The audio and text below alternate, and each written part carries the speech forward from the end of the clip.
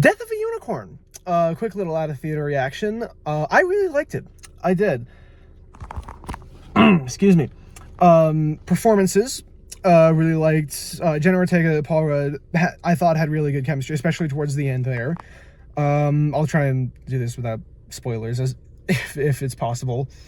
Will Poulter, I feel, is a little bit of a standout. Not as much as Jenna and Paul, but I liked his character. I mean, I was probably a little bit focused on him just because Will Poulter, I really liked Guardians of the Galaxy 3 with him. Let's see here. What else is there? Oh, CGI. That one, I was not expecting it to be as good as... The CGI looked really, really nice. It probably helps a lot that a lot of it, almost all of it, in terms of CGI, is in the middle of the night. That is something I know.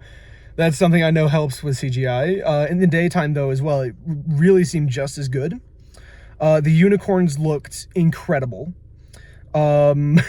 Their movement was incredible. It was minor spoiler, ever so slight spoiler.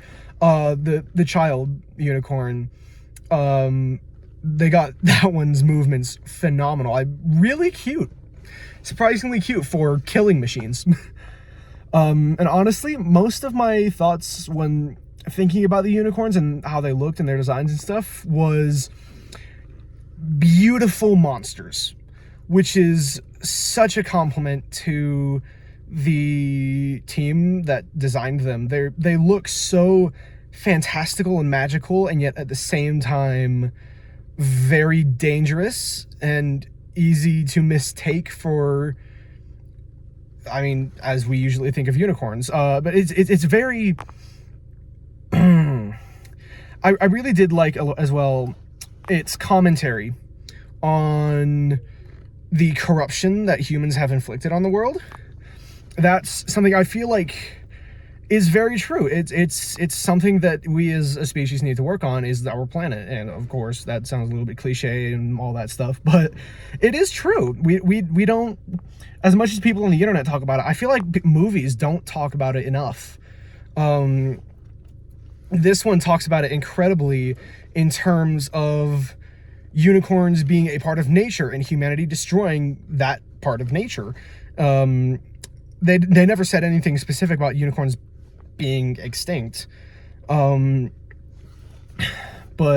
you get the feeling they're rare, and if this isn't the last of their kind at all, I don't think that's a spoiler, but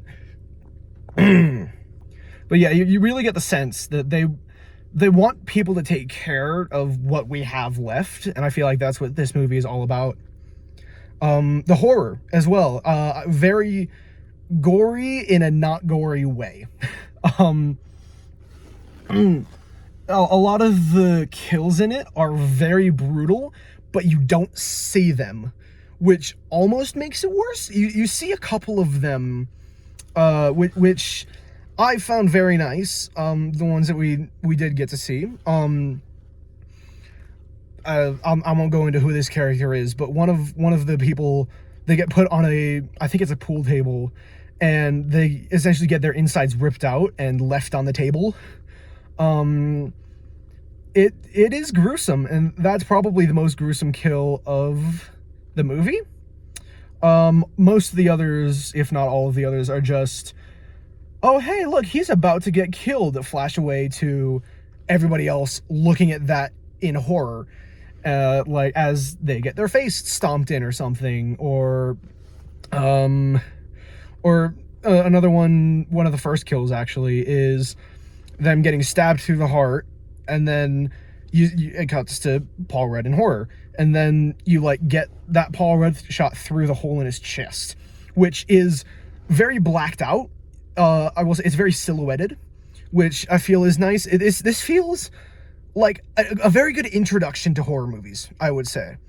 That I think that's like the best way to put it. I'm sorry for the lights behind me. That's car. I'm sitting in the parking lot, but it's a very good introduction to horror movies in that it's rated R, but I don't feel it takes fully. I feel like it was changed to be rated R halfway through production. There's like 7 or 8 times that they say the F word throughout the thing. Kills, only 2 or 3 of them are very gory. There is a bit of blood, quite a bit of blood. But that's something that can be snuck into a PG-13 movie anyways. Negatives. I will say, some parts of it felt very rushed. In terms of, you get thrown right into it, like 5 minutes in, if even, and the plot gets kicked off. Which is in the midst of some more of that Paul Rudd and Jenna Ortega chemistry, which, as I said, is very nice. But you get thrown into things very quickly, in terms of new concepts, the actual story, the plot points, all of that happens very quickly. Excuse me. Genre.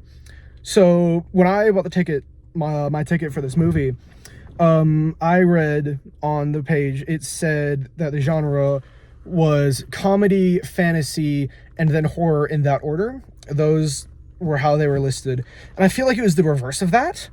Horror was really good. I liked its level of horror. That was really good. I give that probably a 7 or so, maybe 8 out of 10.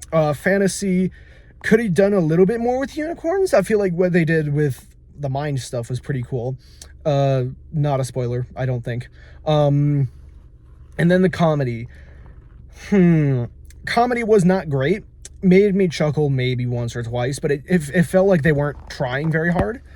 Paul Rudd, you go into any movie with Paul Rudd and you expect him to be funny. Like, it's just his thing, like Ant-Man, he's hilarious. Then you watch this one and you think, are we sure that's the same guy? Because, like, yeah, every now and then he has some moments, but like, it feels like they wasted him. He was not put to his full potential. Yeah, so overall, I'd say pretty good movie, not fantastic in any way, not gonna be like an instant cult classic, but it's good. It's fun. It's fun. It's fun to watch. It's just a fun movie. That's really all there is. Yeah. So this cliche YouTuber thing. Go hit that subscribe. So, this is my first time actually saying it. That felt weird. But yeah, subscribe, please. I need it. I need the internet validation for my life.